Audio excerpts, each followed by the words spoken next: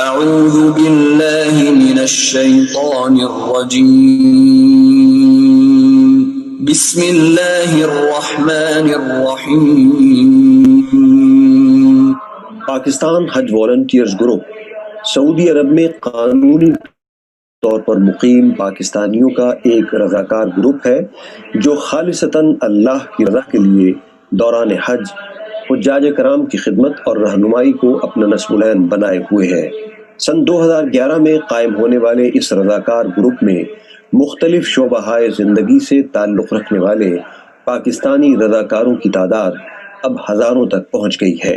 یہ رضاکار پاکستان ایمبیسی ریاض، Pakistan consulate Jeddah اور پاکستان حج mission کے تعاون سے گزشتہ 7 برسوں سے حجاج کرام کی بے لوث خدمت میں مصروف عمل ہے۔ حجاج کرام کے مشاعر مقدسہ میں قیام کے دوران انہیں پیش آنے والی مشکلات سے بچانے اور انہیں رہنمائی فراہم کرنے کے لیے پی ایچ وی جی کے رضاکار 9 ذی الحجہ سے 12 ذی الحجہ تک ان کی خدمت کے لیے منا اور عزیزیہ مکہ المکرمہ میں موجود رہتے ہیں۔ پی ایچ وی جی کے رضاکار حج سے قبل حرم مکہ کے اطراف میں موجود رہ کر حجاج کرام خصوصاً پاکستانی حجاج کو ان کی رہائش گاہوں تک رہنمائی کرنے کی سعادت حاصل کر رہے ہیں۔ پی ایچ وی جی نے پاکستان حج مشن کے تعاون سے پاکستان سے حجاج کی آمد کے فوراً بعد ان کی رہائشی عمارتوں میں تربیتی پروگراموں کا ایک سلسلہ ضیوف الرحمان پروجیکٹ کے نام سے شروع کیا ہے، جس میں انہیں مینا میں قیام اور حج کی ادائیگی کے حوالے سے رہنمائی فراہم کی جاتی ہے۔ اس کے علاوہ پی ایچ وی جی کے رضاکار ان پاکستانی بیمار حجاج کو جو اپنی علالت یا کسی حادثے کے سبب ہسپتال میں زیر علاج ہوں یا اپنی رہائش گاہوں میں مقیم ہوں، طواف زیارہ کی ادائیگی کے لیے ویل چیئرز کے ذریعے حرم مکی لاتے اور لے جاتے ہیں۔ پی ایچ وی جی کے انجینئرز نے حجاج کی رہنمائی کے لیے اینڈرائیڈ موبائل صارفین کے لیے مینا لوکیٹر اور آئی فون استعمال کرنے والوں کے لیے حج نیویگیٹر کے نام سے 2 خصوصی موبائل اپلیکیشنز بھی متعارف کروائی ہے۔ حجاج کرام کی خدمت کے لیے سرگرم عمل پاکستان حج والنٹیئرز گروپ سعودی عرب۔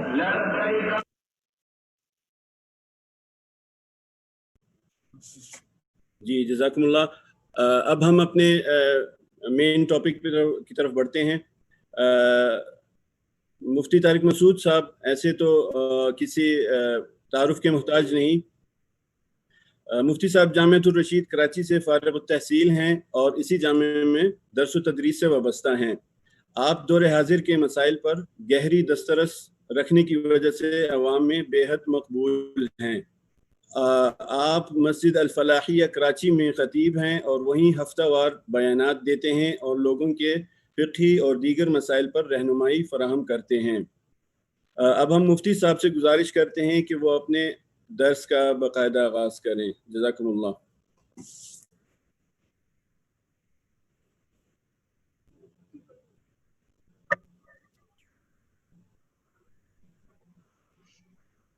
مفتی صاحب آپ کی آواز نہیں آ رہی آپ کی۔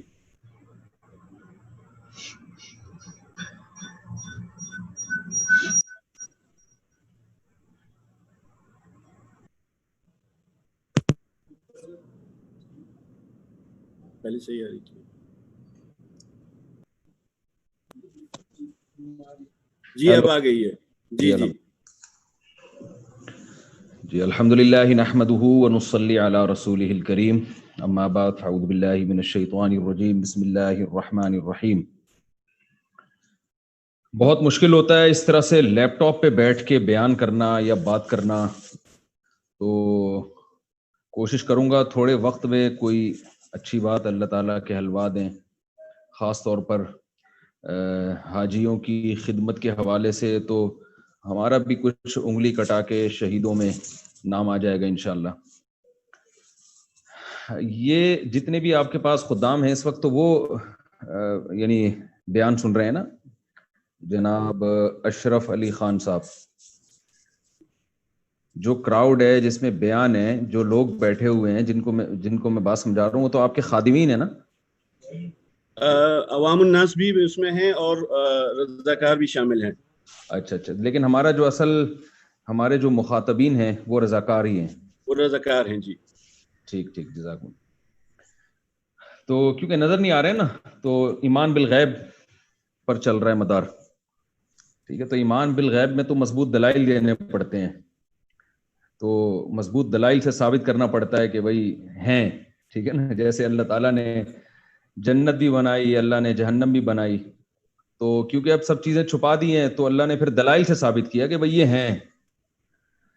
تو یہ جو حاجی حضرات حاجیوں کی خدمت کر رہے ہیں آپ کے، میں بھی ماشاءاللہ میں نے وہ پریزنٹیشن بھی دیکھی آپ کی ویڈیو، تو بڑا جذبہ بڑھتا ہے یہ سب چیزیں دیکھ کے کہ اللہ تعالیٰ نے حرم میں اپنے گھر میں خدمت کے لیے کچھ لوگوں کو اللہ نے قبول کیا ہے. اس سے بڑی کوئی سعادت کی بات ہو نہیں سکتی. تو دیکھیے، سب سے پہلے جو ہمارے جو حجاج کی خدمت کے لیے اپنے آپ کو وقف کرتے ہیں، ان کو سب سے پہلے یہ بات سوچنی چاہیے کہ اللہ تعالیٰ کا ایک نظام ہے. وہ نظام یہ ہے کہ اللہ تعالیٰ نے اس کائنات کو ایکولیٹی کے بیس پہ نہیں بنایا، سب کو ایکول نہیں بنایا، سب کو ایک جیسا نہیں بنایا، برابر نہیں بنایا. اللہ تعالیٰ نے مادی لحاظ سے بھی فرق رکھا ہے. کسی کو طاقتور بنایا، کسی کو اللہ نے کمزور بنایا، کسی کو خوبصورت بنایا، کسی کو بدصورت بنایا. اللہ کے ہاں ظلم نہیں ہے. لیکن اگر یہ کہتے ہیں کہ اللہ کے ہاں برابری کا نظام ہے تو یہ غلط ہے. ایسا نہیں ہے. اللہ کے ہاں فضلنا بعضهم علی بعض، اللہ نے پیغمبروں میں سے بھی بعض کو بعض پر فضیلت دی ہے. تو روحانی اعتبار سے بھی اللہ تعالیٰ نے فرق رکھا ہے. روحانی اعتبار سے فرق یہ ہے کہ کسی کو بعضوں کو اللہ نے پیغمبر بنایا، ان کا مقام بہت اونچا کیا، بعض کو صحابہ بننے کی فضیلت دی. اب ہم یہ نہیں کہہ سکتے کہ بھائی ہم نبی کے دور میں ہوتے تو ہم بھی صحابی بن جاتے، تو یہ کیا، ہمیں تو اللہ نے محروم کر دیا. تو وہی اللہ تعالیٰ کہے گا کہ بھائی تم یہ اس پہ شکر ادا کرو، تمہیں میں نے انسان بنایا، کلمے کی توفیق عطا فرما دی. تو یہ اللہ کی دین ہے. ذالک فضل اللہ یؤتیہ من یشاء. پیغمبروں میں پھر اللہ نے سب سے پہلا مقام رسول اللہ صلی اللہ علیہ وسلم کو عطا فرمایا. اب کوئی پیغمبر یہ نہیں کہہ سکتے کہ اللہ میرا مقام سب سے اونچا کیوں نہیں کیا. اللہ کا فضل ہے، جس کو چاہتا ہے اللہ تعالیٰ عطا کرتا ہے. تو اسی طرح اللہ تعالیٰ نے جگہوں کے لحاظ سے بھی مختلف جگہوں کو مختلف جگہوں پہ فضیلت دی ہے. ایک جیسی جگہ نہیں ہے. آپ دیکھتے ہیں کہ پاکستان کی ہم مثال دیتے ہیں کہ یہاں ایک جیسے جگہ نہیں ہوتی. آپ کراچی میں اگر گورنر ہاؤس کے قریب بھی آپ پھٹکیں گے تو آپ کو ذرا شک کی نگاہوں سے دیکھا جائے گا. ڈیفنس ایریا کی طرف جائیں گے تو آپ کو تھوڑا سا یعنی ان کی سیکیورٹی سخت ہو جاتی ہے، بھائی یہ نوگو ایریا شروع ہو رہا ہے یہاں پہ. آپ اگر اسلام آباد میں جاتے ہیں تو وہاں کی سیکیورٹی اور سخت ہے. اسلام آباد میں اگر آپ اسمبلی میں گھسنے کی کوشش کریں گے تو آپ سے پوچھا جائے گا بھائی اتنا آپ کیوں فری ہونے کی کوشش کر رہے ہیں، آپ یہ اسمبلی ہے، یہاں حکومتی اہلکار بیٹھتے ہیں.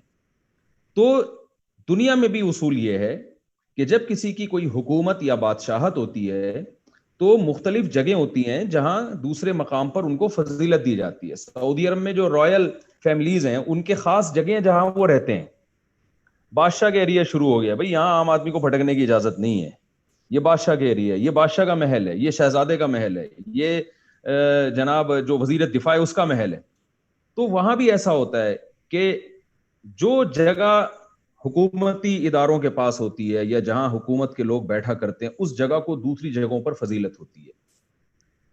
اللہ تعالیٰ نے اس کائنات کو بنایا تو اللہ نے اپنے لیے انہی الفاظ کو اللہ نے استعمال کیا ہے جو دنیا میں رائج ہیں اپنی حکومت کو بتانے کے لیے. اللہ نے بتایا الرحمن علی العرش استوى. بادشاہ تخت پہ جلوہ افروز ہوا کرتے تھے نا، ایک تخت ہوتا تھا ان کا، اور کہتے ہیں نا کہ بادشاہ سلامت جو ہے تخت پہ جلوہ افروز ہوئے ہیں. تو اللہ نے کہا تمہارے بادشاہوں کا کیا تخت ہوگا، میرا عرش ہے جس پر میں جلوہ افروز ہوتا ہوں، جو 7ویں آسمان سے بھی اوپر سدرۃ المنتہا سے بھی اوپر ہے. اور تمہارے بادشاہوں کی کیا کرسی ہوتی ہوگی، میری کرسی ہے وسیع کرسیہ السماوات والارض، جس نے زمین اور آسمان کو گھیرا ہوا ہے. تو کیونکہ اللہ تعالیٰ انسانوں سے انسانوں کی زبان میں بات کرتے ہیں جو ہماری فہم کے قریب ہو. اب اللہ نے کیا نظام بنایا کہ بھائی اب عرش تک کون پہنچے گا اللہ کے پاس، اللہ سے ہم کلام ہونے کے لیے، اللہ سے بات کرنے کے لیے. جو اللہ کے نیک بندے دنیا میں ہیں وہ اللہ تعالیٰ سے بات چیت کرنا چاہیں، ملاقات کرنا چاہیں، اللہ سے راز و نیاز کرنا چاہیں تو وہ آسمان پہ تھوڑی پہنچیں گے. تو اللہ نے ان کے لیے زمین میں ایک جگہ بنا دی. اور کہا کہ زمین میں سب سے مقدس ترین جگہ کو اپنے لیے اور اس مقدس میں بھی مقدس ترین جگہ کو اپنے لیے منتخب کروں گا اور اپنے خاص بندوں سے اس کی تعمیر کرواؤں گا. میں اس جگہ کو بیت اللہ کہا جاتا ہے, اللہ کا گھر. یعنی آپ یوں کہہ سکتے ہیں کہ امریکہ میں جیسے وائٹ ہاؤس ہے اور پاکستان میں جیسے اسلام آباد ہے, تو اللہ میاں کا جو دارالخلافہ ہے, اللہ میاں کا جو اسلام آباد ہے, اللہ میاں کا جو وائٹ ہاؤس ہے, وہ مکہ مکرمہ ہے, وہ اللہ کا گھر ہے. اور کمال کی بات یہ کہ پھر اس میں بھی یعنی 3 باؤنڈریاں کھینچ دی گئی ہیں. ایک ہے میقات, یہ یوں سمجھیں کہ اللہ کا ایریا یہاں سے شروع ہو چکا ہے. میقات جہاز میں اناؤنسمنٹ ہوتی ہے کہ اب آپ جو ہے نا میقات پر سے گزرنے والے ہیں. بھائی اب اللہ میاں کا ایریا شروع ہو رہا ہے, اس کائنات کو پیدا کرنے والے کا علاقہ شروع ہو رہا ہے, اب آپ جو ہے نا احرام کے بغیر یہاں سے نہیں گزر سکتے. پھر دوسرا ہے حدود حرم, یہ دوسرا ہے کہ اور زیادہ اللہ کے یعنی اب آپ جو ہے نا قریب ہوتے جا رہے ہیں, اس کا گھر آنے والا ہے. جیسے سیکیورٹی سخت ہوتی چلی جاتی ہے نا, بادشاہ کے محل میں آپ جائیں بھائی یہ بادشاہ کا شہر ہے, پھر یہ خاص ایریا. پھر تیسرے نمبر پہ خاص بیت اللہ ہے جو 4 دیواری ہے, یہ یعنی یہ اللہ کا گھر ہے. تو اللہ رب العزت نے جیسے دنیا میں بادشاہوں کے خاص علاقے ہوتے ہیں, اس زمین پر اللہ نے اپنے لیے مکہ مکرمہ کو سلیکٹ کیا اور مکہ مکرمہ میں مسجد حرام کو اور مسجد حرام میں اللہ نے بیت اللہ کو اپنے لیے سلیکٹ کیا. اور کمال کی بات یہ کہ اللہ نے اپنے لیے کوئی بہت بڑا شاہی محل نہیں بنوایا. بھائی اگر اللہ کی حیثیت کے مطابق محل بنتا تو میرا خیال ہے پھر تو ایسا پیلس بننا چاہیے تھا جس کا تصور ہی ممکن نہیں ہے, کیونکہ وہ اللہ کی شان کے مطابق ہوتا. تو اللہ نے کہا بھائی میرے جو نیک بندے ہوں گے نا, میرے جو محبوب بندے ہوں گے, ان کو سونے چاندی کے محلات نہیں چاہیے, ان کو وہ میرے گھر سے عقیدت رکھیں گے صرف میری وجہ سے. تو اس کے لیے ایک 4 دیواری گارے مٹی کی اور سادہ اینٹوں کی کافی ہے. تو اب آپ خود سوچئے کہ اللہ کو سب سے زیادہ محبت جیسے پیغمبروں میں, انسانوں میں رسول اللہ صلی اللہ علیہ وسلم سے ہے, ایسے ہی اللہ کو زمین میں سب سے زیادہ محبوب جو جگہ ہے وہ بیت اللہ ہے, اللہ کا گھر ہے. آپ نے دیکھا ہوگا نا کہ لوگ جو بوڑھے لوگ ہیں وہ اپنی جگہ چھوڑنے کے لیے تیار نہیں ہوتے. وہ کہتے ہیں بیٹا تم امریکہ چلے جاؤ, تم برطانیہ چلے گئے, تم فلاں جگہ چلے گئے, تم بحریہ ٹاؤن چلے گئے, لیکن ہمارا تو گھر یہی رہے گا, یہی گاؤں میں ہم رہیں گے. وہ اپنا گھر چھوڑنے کے لیے تیار نہیں ہوتے. تو جیسے کسی بوڑھے کو اپنی جگہ سے بے پناہ محبت ہوتی ہے, اس سے بھی کروڑہ گنا زیادہ محبت اللہ تعالیٰ کو بیت اللہ سے ہے. اللہ نے یہ کہہ دیا ہے کہ یہ میرا گھر ہے. اور جب بھی ہم سفر سے آتے ہیں تو آپ نے دیکھا ہوگا جو خاندانی لوگ ہیں نا, عزت دار لوگ ہیں, وہ سب سے پہلے اپنے بڑوں سے جا کے ملتے ہیں. کسی اور کے پاس جانے کے بجائے سب سے پہلے وہ جاتے ہیں اپنے والدین کی زیارت کرنے کے لیے. تو اللہ تعالیٰ بھی یہ کہتے ہیں جب تم دنیا میں آئے ہو تو یہ میرا گھر ہے, تمہیں اگر مجھ سے محبت ہے تو کہیں اور سفر کرو یا نہ کرو, یہ تمہاری مرضی ہے, لیکن میرے گھر کی زیارت کرنے کے لیے تم نے لازمی آنا ہے. اب آپ بتائیے کہ اللہ کو سب سے محبوب جگہ بیت اللہ, اور جو اللہ کے گھر کی زیارت کرنے کے لیے آنے والے لوگ ہیں اللہ کو ان سے بے پناہ محبت. تو آپ بتائیے کہ جو اللہ کے گھر میں جا رہا ہو اور اللہ بھی چاہتے ہیں کہ یہ آئے, اس کو سہولتیں میسر کرنا, اس کو سہولتیں فراہم کرنا, اس کی مدد کرنا, یہ کتنی بڑی نیکی اور کتنے بڑے ثواب کا کام ہو سکتا ہے. اور یہ ایسا ثواب, یہ ایسے ہی ہے جیسے جو ہے نا کوئی چاہتا ہو کہ آپ نے دیکھا ہوگا کہ آپ کا کوئی گیسٹ آ رہا ہو, بیچارہ راستہ بھول گیا یا اسے 10 مسائل ہیں, تو آپ کتنی ٹینشن میں آتے ہیں کہ یار میرا مہمان ہے, تو کوئی شخص مدد کر کے اس مہمان کو آپ تک پہنچائے. تو آپ مہمان کا شکریہ بعد میں ادا کرتے ہیں, اس خدمت والے کا شکریہ پہلے ادا کرتے ہیں. یار تم نے میرے مہمان کو رولنے سے بچا لیا, میں تو انتظار میں بیٹھا ہوں, اور یہ مہمان بھی فری میں نہیں آ رہا ہے, یہ 5-10 لاکھ روپے خرچ کر کے آ رہا ہے اور بڑی تمناؤں کے ساتھ آ رہا ہے اور اس کے بڑے جذبے ہیں, اور یہ صرف آ کے زیارت نہیں کرے گا, یہ طواف بھی کرے گا, یہ سعی بھی کرے گا, یہ قربانی بھی کرے گا, اور یہ بہت سارے رسومات ادا کرے گا. تو آپ بتائیے کہ جو خدمت کر کے ان مہمانوں کی مدد کرے اور ان مہمانوں کو اللہ تک پہنچانے کا ذریعہ بنے, تو اللہ تعالیٰ تو پھر شکور ہیں, نعمت کی قدر کرنے والے. اللہ کو ان خادمین سے, ان رضاکاروں سے کس قدر محبت ہوگی, اور اللہ تعالیٰ ان سے کتنا خوش ہوں گے. اور یہ خدمت حاجیوں کی اتنی بڑی نعمت ہے, اتنی بڑی فضیلت ہے کہ یہ اسلام سے پہلے بھی اس پہ غیر مسلم فخر کیا کرتے تھے. کیونکہ دیکھیں کسی کی اللہ کے مہمانوں کی خدمت، اس میں دو رائے نہیں ہو سکتی کہ یہ اچھا کام ہے یا برا کام ہے، اس میں دو رائے نہیں ہو سکتی. آپ کسی کی بھی مہمان کی خدمت کرتے ہیں نا تو میزبان خوش ہوتا ہے. آج میرے اچانک مہمان آ گئے جمعے کی نماز کے بعد، اچانک مہمان آئے تھے بھی بڑے معزز، تو میں بڑا پریشان ہوا یار میں اب ان کو فوری طور پہ کہاں بٹھاؤں، کیا کھلاؤں. تو ہمارے ایک دوست نے فوراً انتظام کیا، بھائی مفتی صاحب کے مہمان آئے، ایک دم کمرہ کھولا، اے سی چلایا، کھانا منگوایا. میرے دل سے دعائیں نکلی، میں نے کہا بھائی واہ بڑا آپ نے زبردست کام کر لیا. تو اللہ کے جو مہمان ہیں، تو آپ سوچیں کہ آپ جب حاجیوں کی خدمت کر رہے ہیں نا تو یہ حاجیوں کی خدمت نہیں ہے، یہ اللہ کے مہمانوں کی خدمت ہے. تو جب ایک انسان کے مہمان کی خدمت کی جائے اس کا دل باغ باغ ہو جاتا ہے اور بڑا خوش ہوتا ہے، دل سے دعائیں دیتا ہے. تو آپ سوچیں جب آپ اللہ کے مہمانوں کی خدمت کریں گے، اور مہمان بھی وہ جو ڈائریکٹ اللہ کے گھر آ رہے ہوں. ایک مہمان ہوتا ہے بھائی میں کہیں سرائے میں ہوٹل میں ٹھہرا ہوا ہوں آپ کا گیسٹ لیکن یہاں ٹھہرا ہوا ہوں میں، ٹھیک ہے نا، آپ کے خرچے پہ ادھر بیٹھا ہوا ہوں میں. ایک ہوتا ہے ڈائریکٹ وہ آپ کے گھر آ کے بیٹھ جائے. تو حاجی ایک ایسا مہمان ہے جو اللہ کے گھر آ کے اور ملکوں سے سفر کر کے آتا ہے، اور ابراہیم علیہ السلام کی دعوت پر اس نے لبیک کہا ہے. تو آپ سوچیں کہ اس مہمان کی خدمت کرنا، اس کو آسانیاں فراہم کرنا، یہ کتنی بڑی نیکی، کتنی بڑی عبادت ہے. اور یہ ایسا عمل ہے جس پہ کافر بھی اترایا کرتے تھے. قرآن مجید میں اللہ کا ارشاد ہے اجعلتم سقایۃ الحاج وعمارۃ المسجد الحرام کمن آمن باللہ والیوم الآخر. صحابہ پہ نا یہ فخر کرتے تھے مشرکین مکہ کہ بھائی آپ لوگ تو مدینہ میں ہیں، ہم تو جو حج کرنے کے لیے مکہ میں آ رہے ہیں ہم تو ان کی مدد کرتے ہیں، ان کو پانی پلاتے ہیں حاجیوں کو. تو اس پہ قرآن نے کہا بھائی تم پانی تو پلا رہے ہو لیکن انہوں نے تو بہت زیادہ قربانی دی ہے تمہارے لیے، یعنی بیت اللہ کے لیے صحابہ نے تو جہاد کیا اور اپنی جانیں قربان کی ہیں. تو لیکن اتنی بات بہرحال پتہ چلتی ہے کہ مشرکین مکہ بھی اس عمل پہ فخر کیا کرتے تھے اور کہتے تھے ہم بڑے لوگ ہیں، ہم حاجیوں کو پانی پلاتے ہیں. تو بھائی آپ جب رضاکار بن کے خدمت کیا کرتے ہیں نا تو آپ بھی فخر کر سکتے ہیں بطور شکر کے کہ اللہ نے ہم سے بڑا کام لیا ہے، ہم حاجیوں کو پانی بھی پلاتے ہیں، ہم حاجیوں کو گائیڈ بھی کرتے ہیں، ہم حاجیوں کی مدد بھی کرتے ہیں، کوئی ان کو سوال پوچھنا ہو مسائل کے حوالے سے گائیڈ کرتے ہیں. تو یہ معمولی کام نہیں ہے، بہت بڑا کام ہے. اور چونکہ مجھے سوالات بھی بہت زیادہ دیے گئے ہیں تو میں کیونکہ وہ سوالات بھی ایسے ہیں کہ ان میں بھی کافی ٹائم لگ جائے گا مجھے سمجھاتے، تو اس لیے میں سوالات ہی کے ضمن میں کچھ باتیں آپ سے کروں گا. کچھ موضوعات ایسے ہیں جو سوال ہی میں انشاءاللہ وہ ہمارے ٹاپک آ جائیں گے.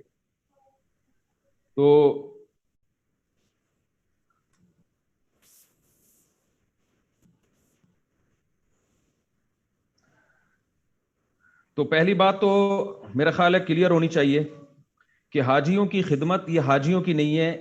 اس پہ لیبل کیا لگنا چاہیے؟ اللہ کے گیسٹ آئے ہوئے ہیں، ٹھیک ہے نا، اللہ میاں کے گھر میں کچھ مہمان آئے ہوئے ہیں، آپ کو حکم دیا جا رہا ہے کہ آپ ان مہمانوں کا ذرا خیال رکھیں. تو اللہ کا مہمان سمجھ کے ان کا خیال رکھنا ہے. اچھا یہ بہت سارے سوالات ہیں، تو میں نے کچھ سوالات پڑھے تھے تو مجھے اندازہ ہوا کہ کچھ چیزیں ان میں بیان میں جو کہنا چاہتا تھا وہ ان سوالات کے ضمن میں وہ چیزیں آ جائیں گی. تو میں انشاءاللہ ون بائی ون یہ سوال پڑھ کے بتاتا رہتا ہوں اور اس کے ضمن میں اچھا آپ لوگوں نے بھی کوئی سوال پوچھنا ہو تو ضرور پوچھیے گا. عرفہ کے دن روزہ رکھتے ہیں تو عرفہ کا دن سعودیہ کے ساتھ ہوگا یا اپنے ملک کے مطابق؟ یہ بہت اہم سوال ہے، آج کل یہ بہت زیادہ پوچھا جاتا ہے اور اس کا جواب بہت ہی کلیئر ہے. وہ یہ کہ ہر ملک میں اپنے لحاظ سے روزہ رکھا جائے گا. اس کی دلیل بڑی مضبوط ہے. دلیل یہ ہے کہ اسلام میں جتنی بھی عبادتیں ہیں ان کے لیے جو ٹائم ہے نا وہ سبب ہوتا ہے. مثال کے طور پر آپ فجر کی نماز کیوں پڑھتے ہیں؟ اس لیے کہ فجر کا وقت داخل ہوتا ہے. اگر وقت داخل نہیں ہوگا تو آپ پر فجر کی نماز لازم نہیں ہوگی. آپ ظہر اس لیے پڑھتے ہیں کہ ظہر کا ٹائم داخل ہوتا ہے. ٹائم داخل نہیں ہوگا تو آپ ظہر نہیں پڑھیں گے. تو ٹائم ہوتا ہے، کبھی وہ ڈیٹ آتی ہے. آپ عید الفطر کیوں کرتے ہیں؟ اس لیے کہ شوال کی پہلی تاریخ آتی ہے. تو جب تک شوال کی پہلی تاریخ نہیں آئے گی اس وقت آپ عید الفطر نہیں منا سکتے. تو آپ کے ملک میں جب آئے گی تو آپ اسی حساب سے 27ویں رات آپ کے ملک میں جب آئے گی تو آپ اس دن آپ کے ہاں لیلۃ القدر ہوگی. اس کی وجہ یہ ہے کہ اگر ہم کسی دوسرے کنٹری کا اعتبار کرنا شروع کر دیں تو بعض دفعہ جیسے سعودی عرب کا اگر ہم خیال کریں، بھائی سعودی عرب کی 27ویں رات کو لیلۃ القدر ہے تو پوری دنیا میں سعودیہ کی 27ویں، تو بھائی پوری دنیا میں تو اس وقت رات ہی نہیں ہوتی، 27ویں کہاں سے ہوگی؟ یعنی سعودی عرب میں اگر لیلۃ القدر کا جو ٹائم شروع ہوتا ہے، جس ٹائم پہ لیلۃ القدر شروع ہوتی ہے اور ختم ہوتی ہے، اس ٹائم پہ بہت سارے ملکوں میں لیل ہی نہیں ہوتی، رات ہی نہیں آئی ہوتی. تو آپ کیسے کہہ سکتے ہیں کہ وہ سعودیہ کے حساب سے لیلۃ القدر منائیں گے؟ تو اسی طرح عرفہ کا جو دن ہے وہ 9 ذی الحجہ کو عرفہ کہا جاتا ہے، اور اس دن جو وقوف عرفہ ہوتا ہے وہ 9 تاریخ کی وجہ سے ہوتا ہے. تو عرفہ کو عرفہ اس لیے نہیں کہا جاتا کہ اس میں وقوف عرفہ ہوتا ہے، بلکہ اس لیے کہا جاتا ہے کہ 9 ذی الحجہ ہے، 9 ذی الحجہ کی وجہ سے اس میں وقوف عرفہ ہوتا ہے. تو جس ملک میں 9 ذی الحجہ ہوگا اس دن اس کا عرفہ کا دن ہوگا. اور اس کی سب سے مضبوط دلیل یہ ہے کہ اب آپ دیکھیں سعودی عرب کے حساب سے اگر ہمیں روزہ رکھنے کا حکم ہوتا کہ سعودی عرب کو وقوف عرفہ ہوتا ہے 9 تاریخ کو، سعودی عرب میں جو ہے نا 9 تاریخ کو عرفہ کا وقوف ہوتا ہے، تو اگر عرفہ کے وقوف کی وجہ سے روزہ رکھنے کا حکم ہوتا ہے تو امریکہ میں تو اس ٹائم پہ وقوف کا تصور ممکن ہی نہیں ہے، اس وقت تو وہاں رات ہو رہی ہوتی ہے. تو اس سے صاف پتہ چلتا ہے کہ ہر دن ہر ملک میں اپنے حساب سے ہوگا. دوسرا سوال یہ پوچھا گیا ہے کہ میں کسی کو زکوٰۃ دینا چاہتا ہوں، کیا یہ ضروری ہے کہ میں شخص کو بتاؤں کہ یہ زکوٰۃ کے پیسے ہیں؟ میں بغیر بتائے بھی مدد، بالکل بغیر بتائے بھی آپ مدد کر سکتے ہیں. آپ دل میں زکوٰۃ کی نیت کریں اور زبان سے آپ اس کو گفٹ یا ہدیے کا نام دیں. بیرون ملک مثلا سعودی عرب میں رہنے والے پاکستانی کیا پاکستان میں قربانی کر سکتے ہیں یا سعودی عرب ہی میں کریں گے؟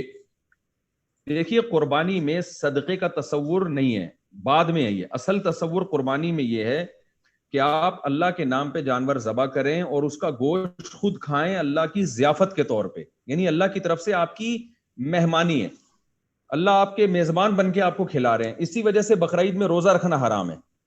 تو اب جو لوگ دوسرے ملکوں میں قربانی کر دیتے ہیں اور بقرعید کا گوشت بالکل بھی نہیں کھاتے، تو وہ میں سمجھتا ہوں، بلکہ یہاں عرب علماء کا بھی یہی فتویٰ ہے کہ یہ کوئی زیادہ اچھا کام نہیں ہے. بقرعید کا جو تصور ہے، جو اس کی حکمتیں ہیں، وہ فوت ہو جاتی ہیں.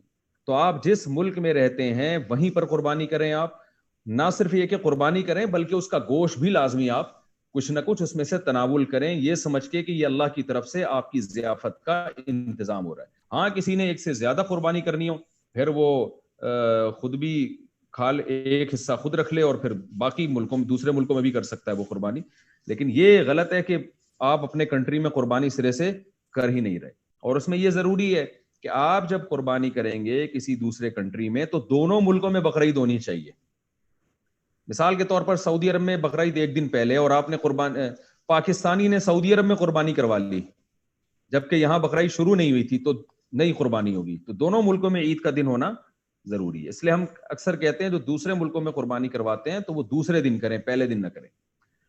اچھا بھائی ایک سوال یہ ہے کہ ہم PHOG کے رضاکار حج کے دنوں میں مختلف شہروں جیسے ریاض، دمام، مدینہ، تبوک وغیرہ سے مکہ مکرمہ آتے ہیں. ہم حاجیوں کی خدمت کرتے ہیں، لیکن مکہ مکرمہ میں ہونے، میرا سوال پڑھنے کا انداز کچھ یہی ہے، تھوڑا سا اسی طرح پڑھتا ہوں میں.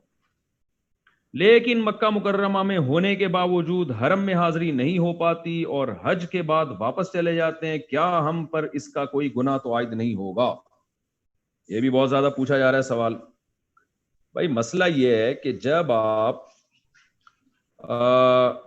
اصول تو یہی ہے کہ جو بھی میقات سے باہر سے مکہ آئے گا اس کو حج عمرہ کرنا پڑے گا لازم، اور اس کا فلسفہ وہی ہے.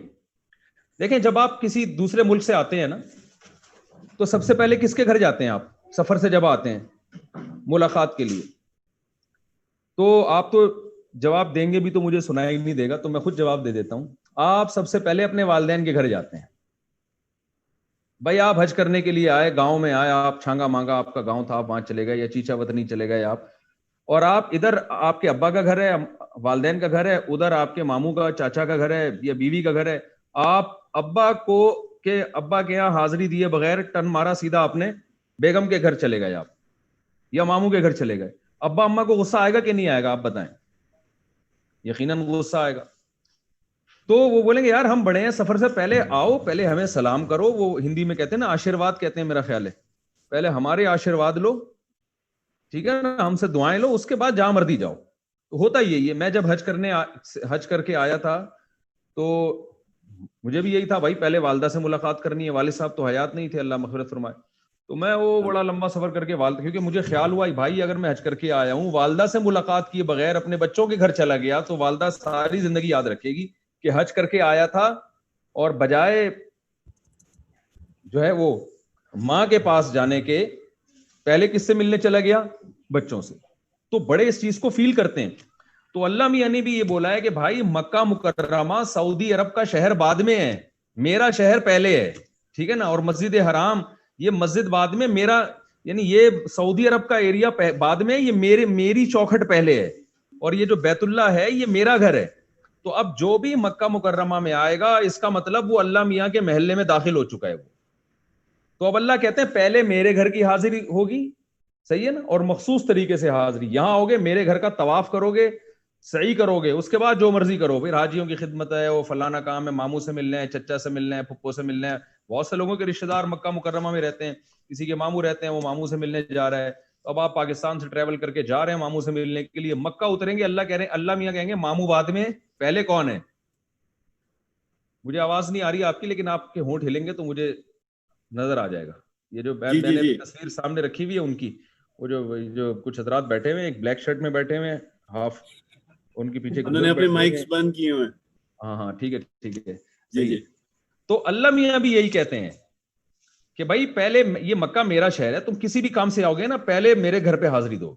تو اصول تو یہی ہے میرے بھائی کہ میقات سے جب آپ کراس کریں گے نا، میقات سے کراس، تو احرام کے بغیر مکہ جانے کی نیت سے، نیت آپ کی مکہ جانا اور میقات سے آپ گزریں گے، کسی بھی نیت سے گزریں گے، کیونکہ مکہ پہلے جا رہے ہیں تو آپ کو باقاعدہ اپنا لباس چینج کرنا پڑے گا، احرام میں آنا پڑے گا، تلبیہ پڑھنا پڑے گا. اور کیا پیارے کلمات ہیں، لبیک اللہم لبیک، اے اللہ میں حاضر ہوں. اب ماموں جن سے ملنے جا رہے تھے نا مکہ میں، ماموں سے ملنے، وہ ماموں گئے ایک طرف، ٹھیک ہے نا. اب جیسے ہی میقات کراس ہوگا، لبیک اللہم لبیک، اے اللہ میں حاضر ہوں. تو بھائی یہ حرم کی فضیلت ہے، یہ عام جگہ تھوڑی ہے. یہاں آپ گزریں گے پہلے اللہ کے گھر کی زیارت ہوگی، طواف ہوگا، باقی سارے کام بعد میں. تو اصل مسئلہ تو یہی ہے.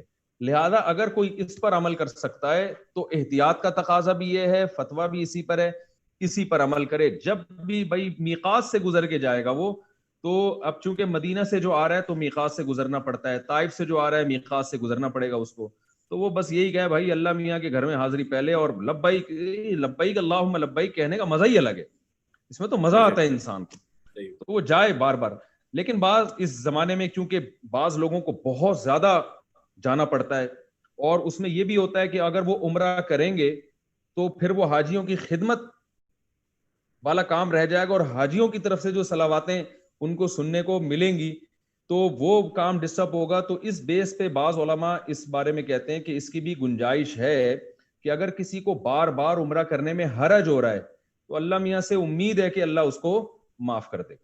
جیسے اب آپ کی ٹریولنگ بار بار ہو رہی ہے نا، بار بار گاؤں آ رہے ہیں تو ابا کے پاس جا کے آشیرواد لے کے پھر ماموں سے ملنے جا رہے ہیں، تو ممکن ہے ابا کو بھی ترس آ جائے، یار تو بار بار آ رہا ہے، چل جا یار، تجھے کپڑے بھی چینج کرنے پڑتے ہیں، نہانا بھی پڑتا ہے، ٹھیک ہے نا، تو چل جا ذرا، چل پہلے وہاں ملاقات کر لے.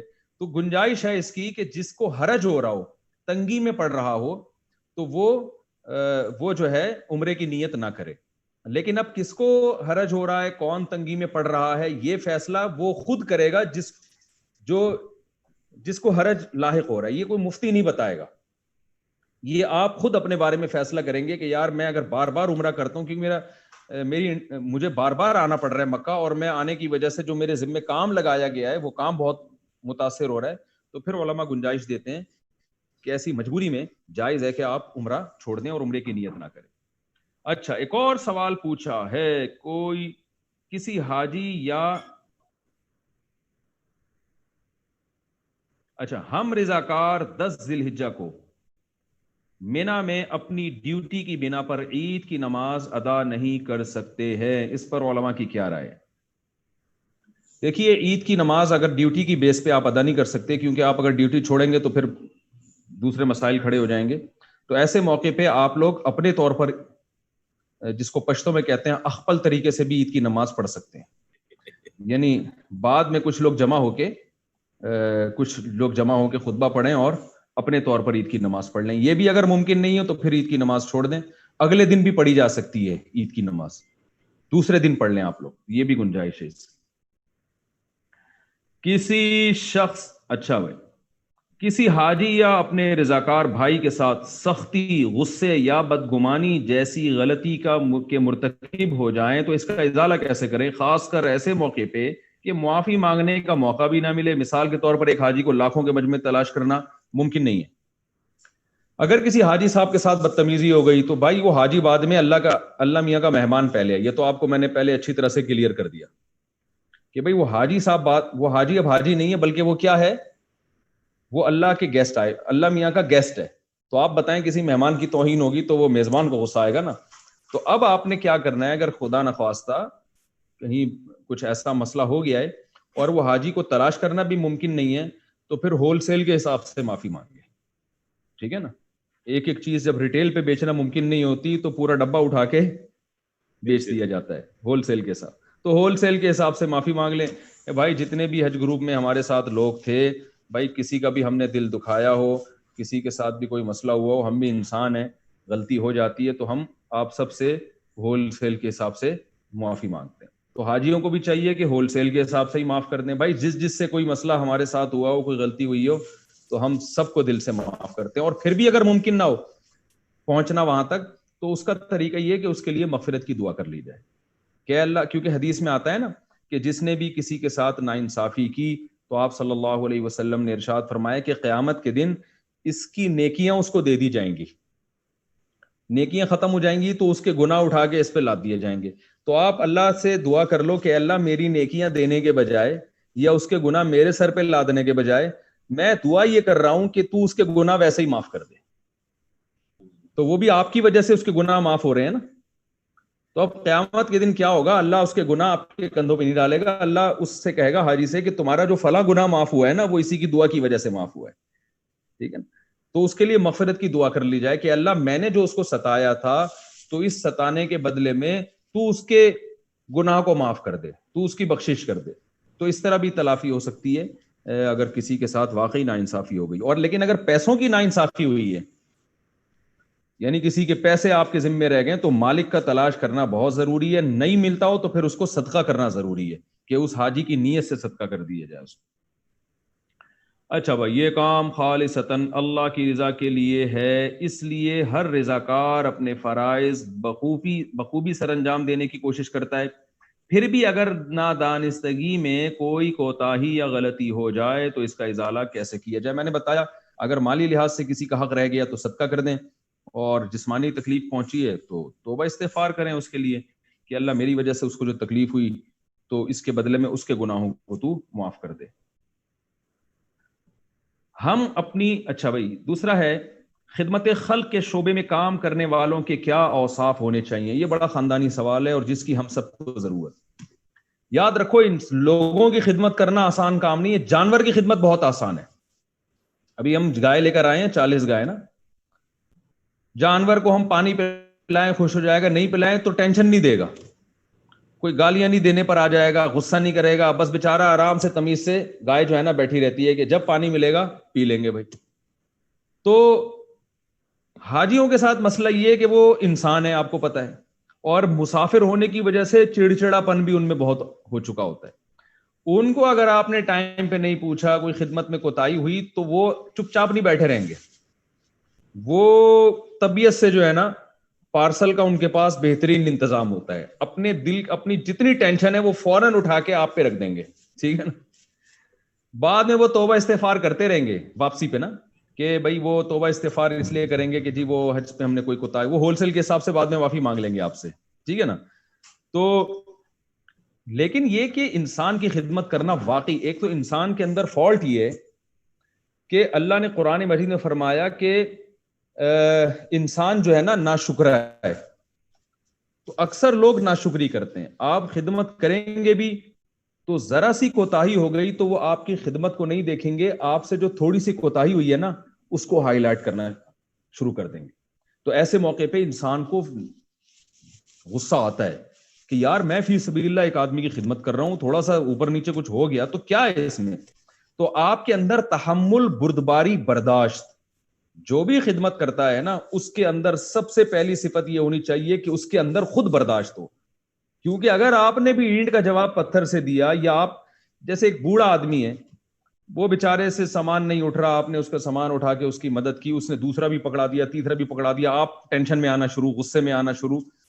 تو وہ قرآن مجید میں اللہ تعالیٰ کے ارشاد ہے نا، قول معروف ومغفرۃ خیر من صدقۃ یتبعها اذی.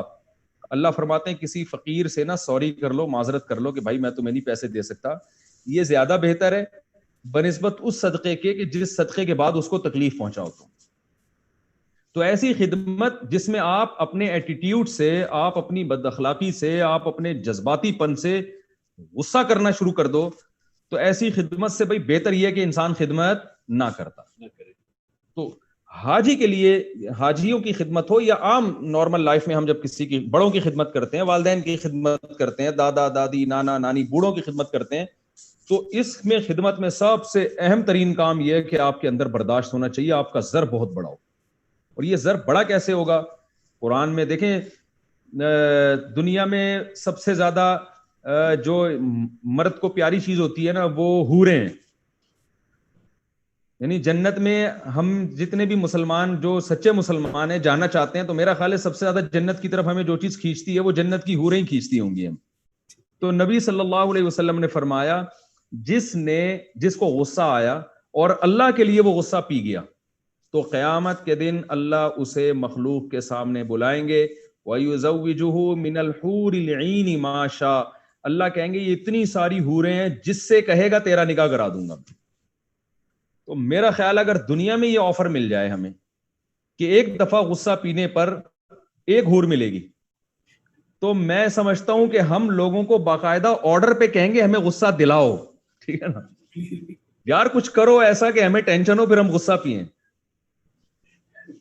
بلکہ میں کہتا ہوں حوریں کیا، یہ دنیا کی بیچاری ہم جیسی آڑی ترچھی عورتیں جو ہیں، اگر اللہ ان کے بارے میں بھی ہمیں اختیار دے دے نا کہ بھائی غصہ پیو گے تو یہ ملیں گی، تو میرا خیال ہے اس میں بھی ہم کہیں گے بھائی اب تو یعنی غصے کا کڑوا گھونٹ ہمارے لیے میٹھا گھونٹ بن جائے گا. تو بھائی یہ سب چیزیں آخرت پر ایمان والوں کے لیے ہیں. تو آپ حاجیوں کی خدمت کر رہے ہیں، اللہ پر ایمان ہے نا، دنیا میں تھوڑی کچھ نظر آتا ہے. دنیا میں تو کیا ہے، حج کیا وہ نکل گئے، آپ بھی چلے گئے، کچھ بھی نہیں اس کا. یہ تو سب جنت کے لیے ہو رہا ہے. تو جس جنت کے ہم متلاشی ہیں، ہم تو جنت پر الحمدللہ ایمان رکھتے ہیں بھائی، ہم تو مانگتے ہیں اللہ سے جنت مل جائے ہمیں. جو اللہ کا انکار کرنے والے لوگ ہیں وہ نہیں مانتے جنت کو، وہ نہ کریں، وہ غصے کو نہ پئیں، لیکن ہم تو مانتے ہیں. تو جو جنت پر ایمان رکھنے والے لوگ ہیں ان کی تو صفات اللہ نے بیان کی ہیں، والکاظمین الغیظ، یہ غصے کے کڑوے گھونٹ کو پیتے ہیں.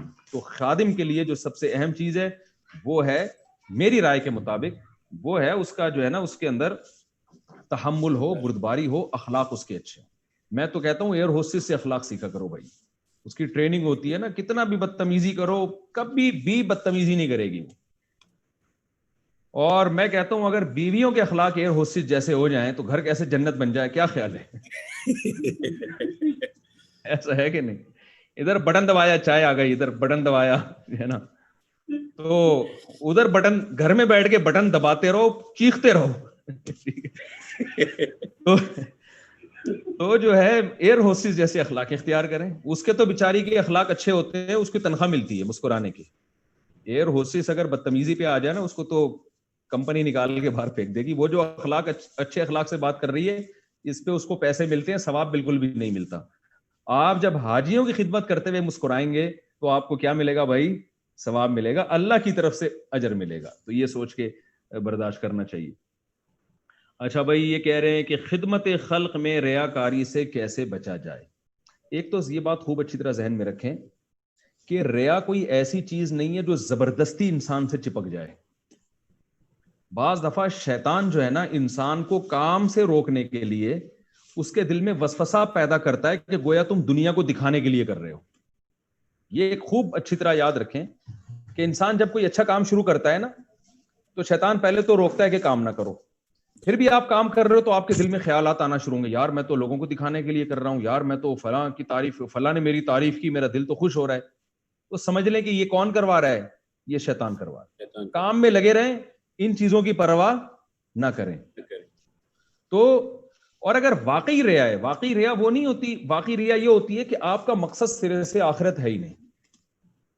آپ آئے ہو کہیں آپ کے ہونے والے سسر آئے ہوئے ہیں خدمت کرنے کے لیے، حج کرنے کے لیے آئے ہوئے ہیں، اور آپ چاہ رہے ہو کہ یہ واقعی میرے سچی مچی کے سسر بن جائیں، لہذا آپ ان کی بڑھ چڑھ کے خدمت کر رہے ہو.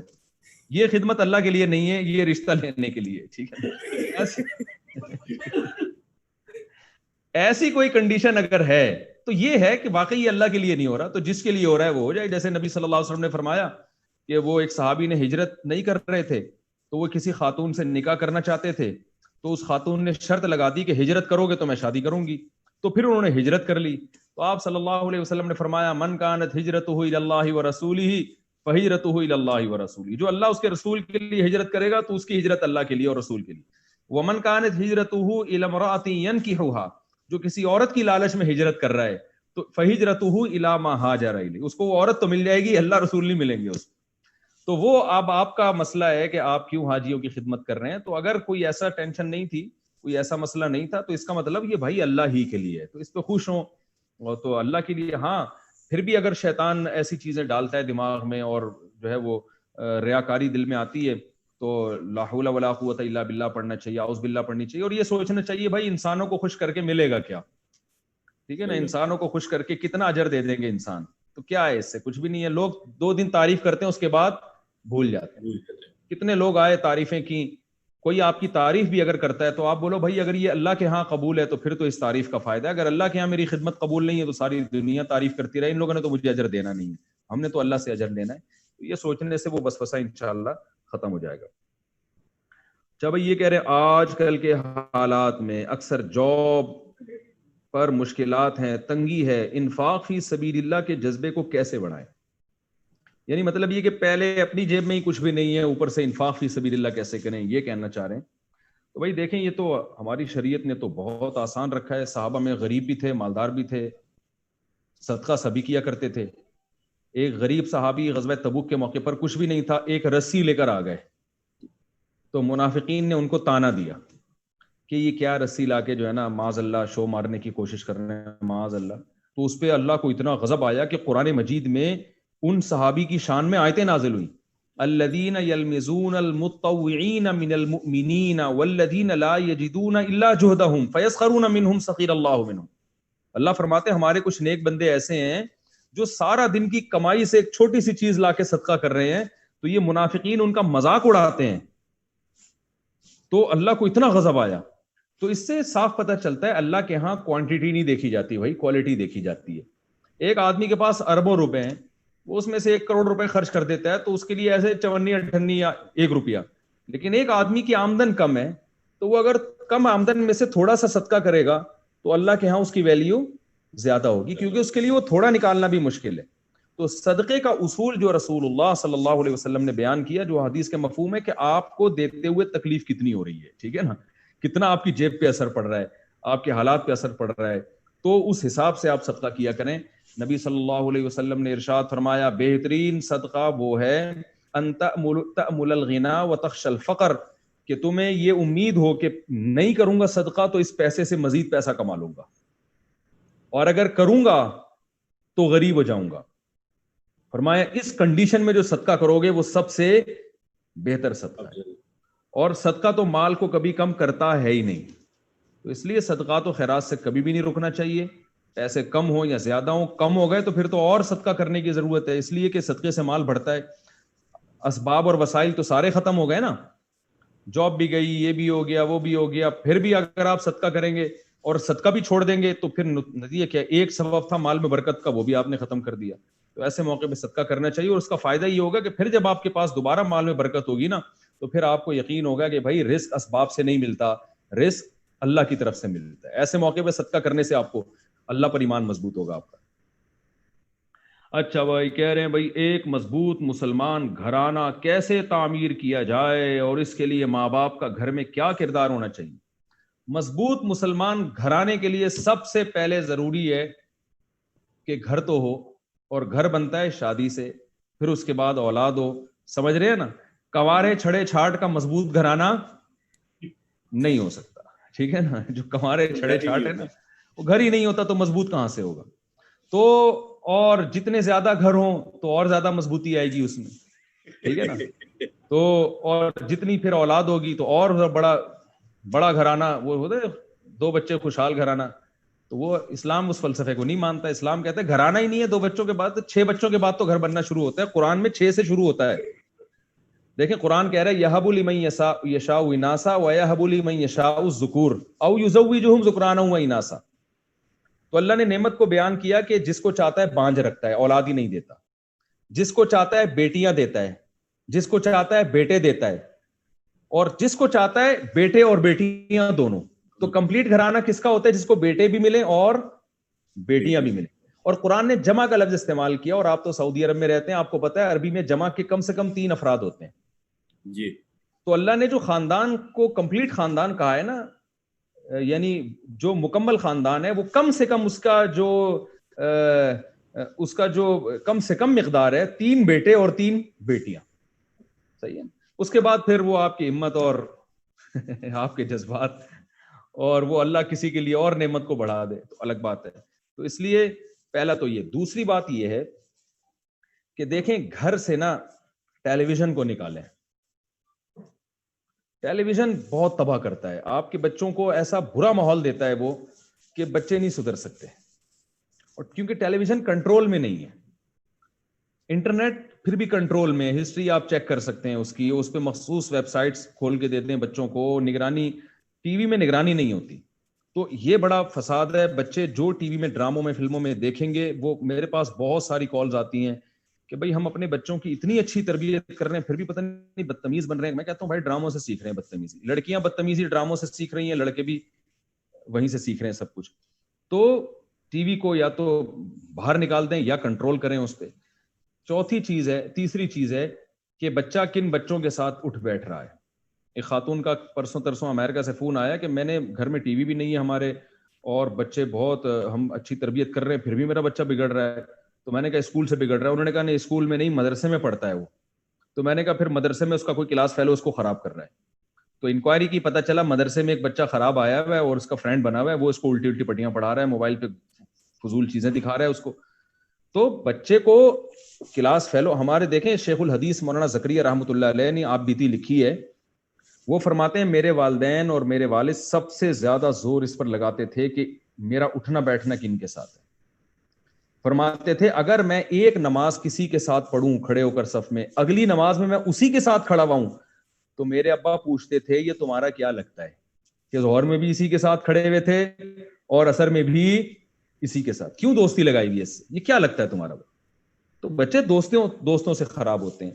تو یہ چیز کنٹرول کرنی ہے. چوتھی چیز, گھر میں روزانہ تعلیم کا کوئی انتظام ہونا چاہیے. اس کا بڑا اچھا اثر پڑتا ہے. تھوڑی دیر بھی کوئی حدیث کی کتاب ہے, ریاض الصالحین ہے, وہ ترجمے کے ساتھ لے کے بیٹھ گئے, اس کی روزانہ تھوڑی تعلیم کر لی, یا فضائل اعمال یا کوئی بھی اچھی کتاب ہے وہ لے کے بیٹھ گئے, تو اس کی روزانہ تعلیم کے, اس سے گھر میں کچھ دیر کے لیے ماحول اچھا بنتا ہے. آہستہ آہستہ اس کا بڑا اچھا اثر پڑتا ہے. اور ایک سب سے ان تمام باتوں میں سب سے اہم چیز یہ ہے کہ گھر میں کسی کو چیخنے چلانے نہ دیں.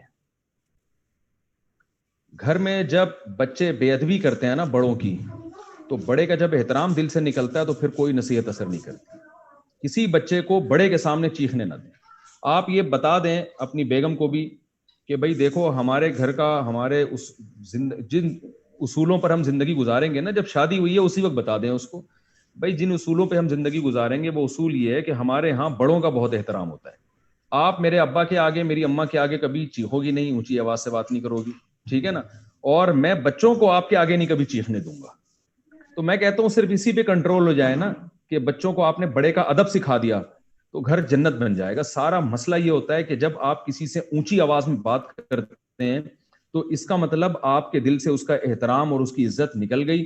جب عزت نکل گئی پھر وہ آپ کی نصیحتوں کا مذاق اڑائے گا. پھر آپ کو نصیحت کریں گے ابا کا کام یہ پتہ نہیں کیا ہر وقت الٹی سیدھی بولتے رہتے ہیں, وہ کوئی ویلیو نہیں. اور یہ اونچی آواز سے بولنا اتنا برا عمل ہے کہ آپ دیکھیں ایک مرتبہ رسول اللہ صلی اللہ علیہ وسلم کے سامنے صحابہ کی آوازیں اونچی ہوئی تھی تو آپ قرآن میں باقاعدہ آیتیں نازل ہو گئیں, لا ترفعوا اصواتکم فوق صوت النبی, کہ اپنی آواز کو نبی کی آواز سے اونچا مت کرو, کیونکہ اللہ جانتے تھے نبی کا ادب بھی ایک دفعہ دل سے نکل گیا تو نبی کی باتیں بھی اثر نہیں کریں گی, تو قرآن نے منع کیا. تو یہی ہمارے گھروں کا ماحول ہونا چاہیے. اللہ عمل کی توفیق دے. کہہ رہے ہیں بھائی نوجوان نسل کو اسلامی اقدار اور روایات کیسے سکھائیں. بھائی بچپن سے تربیت کرنی پڑتی ہے. جو میں نے بتایا, بچوں کو سب سے زیادہ بگاڑنے والی چیز اسکول ہے. اسکولوں میں لبرلزم سکھایا جا رہا ہے. اسکولوں میں جو اچھی مشہور شخصیات ہیں وہ غیر مسلموں کی بتائی جا رہی ہیں. تو آپ بتاؤ, جب بچہ اسکولوں میں یہ پڑھے گا کہ جو اچھے لوگ تھے وہ یہ تھے, تو وہ انہی کو فالو کرے گا نا, وہ مسلمان شخصیات کو تھوڑی فالو کرے گا وہ. تو اس لیے ہوم اسکولنگ کا سسٹم ہونا چاہیے, یا اسلامک اسکول ہونے چاہیے, اسکولوں کا جال بچھانا چاہیے. اس کے بغیر یہ ممکن نہیں ہے. جب تک ہم اپنے تعلیمی اداروں کو درست نہیں کریں گے, یہ نوجوان نسل ٹھیک نہیں ہو سکتی. آئندہ آنے والی مسلمان نسلوں کے مستقبل کو روشن بنانے کے لیے ایک فرد کا کیا کردار ہونا چاہیے. یا بھی ہے کہ آئندہ جو آپ کے مستقبل بنتا ہے نا, وہ ساری کریم آپ کی اسکولوں سے جا کے آگے مختلف پوسٹوں پہ جاتی ہے. تو آپ جب اسکولوں پہ محنت کرو گے, اچھے اسکول بناؤ گے, تو یہ ساری نوجوان جنریشن آپ کے کنٹرول میں ہوگی, اور یہ آگے جا کے اچھے کام کرے گی ملک کے لیے, قوم کے لیے. اور ایجوکیشن میں بھی آگے بڑھنے کی ضرورت ہے. ہمارے دیندار طبقے میں ایک بڑی ٹینشن یہ ہے کہ جو زیادہ نیک بنتا ہے وہ تعلیم سے جاتا ہے. بالکل, یہ پتہ نہیں کون سی حدیث میں آیا ہے کہ نیک بننے کے بعد پڑھنا نہیں ہے. میری سمجھ سے بالات ہے. یونیورسٹیوں میں جو لڑکے تبلیغ میں چلے جائیں یا ذرا نیک بن جائیں تو وہ پڑھائی میں پیچھے ہو جاتے ہیں. تو یہ پتہ نہیں کون سی حدیث میں ان کو, بھائی کون سی حدیث ان لوگوں نے پڑھ لی ہے. رسول اللہ صلی اللہ علیہ وسلم نے فرمایا, المؤمن القوی خیر من المؤمن الضعیف. طاقتور مومن اللہ کو کمزور مومن سے زیادہ محبوب ہے. تو طاقت صرف جسمانی طاقت نہیں ہے, سائنس اور ٹیکنالوجی کی طاقت بھی ہے, اور ہر شعبے میں مسلمان کو آگے ہونا چاہیے. تو اس لیے اس کی طرف توجہ دینے کی ضرورت ہے کہ آپ پیچھے نہ رہیں دنیا کی مختلف قوموں سے, آپ ان سے آگے نکلیے. ہمارے مذہب کا, ہمارے دین کا ایک حصہ ہے. یہ چند باتیں ہیں جو آپ سے میں نے عرض کی ہیں. اور ایک آخری بات جو بہت اہم بات ہے وہ یہ ہے کہ دیکھیے, حاجیوں کی خدمت تو ایک نیکی ہے جو اللہ آپ سے لے رہا ہے, اور اس کی بہت بڑی نیکی ہے, اس میں دو رائے نہیں ہو سکتی. لیکن اسی پر قناعت کر کے نہیں بیٹھ جانا. آپ اللہ کے جوار میں رہتے ہیں, آپ اللہ کے پڑوسی ہیں, بار بار آپ کو وہاں جانے کا موقع ملتا ہے, تو پڑوس کا رنگ آپ کے اوپر آنا چاہیے. دیکھیے, ہمیں یاد ہے ہم جب بچپن میں کسی بڑے عالم, کسی بڑے بزرگ کو سنا کرتے تھے تو ہم کہتے تھے یار ان کے پڑوس میں رہنے والے لوگ کتنے خوش قسمت ہیں, وہ تو سارے نیک پرہیزگار ہوں گے, وہ تو ان کی باتیں زیادہ سنتے ہوں گے. تو ہمیں بڑی بعض دفعہ حیرانگی ہوتی تھی, کسی ایسے آدمی کو دیکھتے تھے جو کسی عالم کے, بزرگ کے محلے میں رہتا تھا اور وہ دین پر عمل نہیں کرتا. ہم کہتے یار تم تو یعنی کنویں کے پاس ہو کے بھی انسان پیاسا ہو, تو کتنی عجیب بات ہے. دیکھیں, اس سے بھی زیادہ عجیب بات یہ ہے کہ آپ کو بار بار بیت اللہ کی زیارت کا موقع ملتا ہے حاجیوں کی خدمت کے بہانے سے. تو بیت اللہ کا رنگ آپ کے اندر آنا چاہیے. آپ کے اندر جو ہے نا, لوگوں کو, ہمارے محلے میں ایک صاحب تھے جنہوں نے میرا خیال ہے 30 حج کیے, اور حج ایسے کیے کہ ان کی ڈیوٹی وہیں تھی مکہ میں ہی. اس بہانے وہ 30 سال انہیں جاب کی, لیکن نماز میں کبھی میں نے ان کو مسجد میں دیکھا ہی نہیں. تو میں حیران ہوتا, میں نے کہا آپ نے 30 حج کر لیے, نماز کبھی آپ جماعت سے نہیں پڑھتے, یہ کیسی عجیب بات ہے. انہوں نے کہا بھائی حج تو اس لیے کر لیا تھا کہ وہیں رہتے تھے ہم, تو ہم کر لیا تھا ہم نے حج. تو اب نماز پڑھنا تو گھر سے نکلنا پڑتا ہے, مسجد آنا پڑتا ہے, کون آئے اتنی ٹینشن, کون برداشت کرے. تو یہ وہ حاجی ہیں جو حج ایک فارمیلٹی کے طور پر انہوں نے کیا ہے, حج کو حج سمجھ کے نہیں کیا انہوں نے. کیونکہ حج مقبول مبرور تو وہ ہے جس سے انسان کو گناہوں کی توبہ کی توفیق ملتی ہے. یہ کیسا حج ہے کہ آپ نے 30 حج کر لی, اور نماز جو حج سے بڑی چیز ہے, نماز کی ویلیو تو آپ کو پتہ ہے نا حج سے بھی زیادہ ہے. تو حج کے لیے اذان نہیں ہوتی, نماز کے لیے اذان ہوتی ہے. اللہ ہر دفعہ یاد دلاتا ہے. تو بھائی آپ کو دوسروں سے زیادہ تکبیر اولیٰ کا پابند ہونا چاہیے. آپ کو داڑھی رکھنی چاہیے ہمت کر کے. آپ کو جب آپ اپنے گھر میں جائیں تو والدین کا دوسروں سے زیادہ خدمت گزار ہونا چاہیے. آپ کو جھوٹ سے, چغلی سے, اور خاص طور پہ 2 نمبری سے, پیسوں کے معاملے میں بڑی کرپشن چل رہی ہے. حج بھی کر لیتے ہیں لوگ, پیسوں کے معاملے میں ٹھیک ہونے کے لیے ہماری قوم تیار نہیں. یہیں سعودی عرب میں ہمارے ایک پاکستانی دوست رہتے ہیں, یہیں پیدا ہوئے. وہ کہنے لگے یار ہمیں تو یہاں کا تجربہ تھا اور گوروں کا تجربہ تھا کہ اگر کسی ٹھیکیدار سے کام کروانا ہو, ایڈوانس پیسے دے دو تو وہ جلدی کام کر دیتا ہے. تو اب جب سعودی عرب کے ذرا حالات خراب ہوئے تو انہوں نے ارادہ کیا ڈیفینس میں ہوٹل کھولنے کا. تو کہہ رہے میں نے ڈیفینس والے کو نا پہلے پیسے دے دیے کہ میرا کام پہلے ہو جائے گا. کہہ رہے ہیں اب میرا ہی کام نہیں ہو رہا, باقی سب کے کام ہو رہے ہیں. تو میں نے ان سے کہا آپ ہم سے مشورہ لے لیتے, ہم پاکستانی, ہم سچے پاکستانی ہیں, ٹھیک ہے نا, ہم سے مشورہ لیتے آپ. تو میں نے کہا یہاں کا اصول یہ ہے کہ جتنا ترسا کے پیسے دو گے, یعنی پیسے روک کے تو کام کرایا جا سکتا ہے, پیسے ایڈوانس میں دے دیے تو اب وہ کیوں کام کرے گا؟ وہ بولے گا یار میں تو پیسے کے لیے کام کر رہا تھا, پیسے مل گئے تو اب کام کیوں کروں میں, پیسے تو آپ نے دے دیے. میں نے کہا آپ نے تو اپنے ہاتھ پاؤں کٹا دیے. تو اب آپ بتاؤ یہ کتنی 2 نمبری کی بات ہے نا. تو پیسوں کے معاملے میں بڑے بڑے مسائل ہیں, اور کردار کا تو جو پتہ چلتا ہے نا وہ انسان کی 2 چیزوں سے, ایک جھوٹ نہ بولے انسان, اور ایک پیسوں میں کھرا ہو. اور یہ اللہ نے غیر مسلموں کی بھی اوصاف بیان کی ہیں. وَمِنْ أَهْلِ الْكِتَابِ مَنْ إِنْ تَأْمَنْهُ بِدِينَارٍ لَا يُؤَدِّهِ إِلَيْكَ إِلَّا مَا دُمْتَ عَلَيْهِ قَائِمًا وَمِنْهُمْ مَنْ إِنْ تَأْمَنْهُ بِقِنْطَارٍ يُؤَدِّهِ إِلَيْكَ. اللہ نے فرمایا اہل کتاب میں کچھ ایسے ہیں کہ 1 روپیہ بھی اگر دو گے نا تو واپس نہیں لوٹائیں گے, وہ صبح سے لے کے شام تک اس کے گھر کے باہر کھڑا ہونا پڑے گا اپنے پیسہ نکلوانے کے لیے. اور کچھ ایسے ہیں کہ ایک سونے کا پہاڑ بھی دے دو گے تو وقت پر لوٹا دیں گے.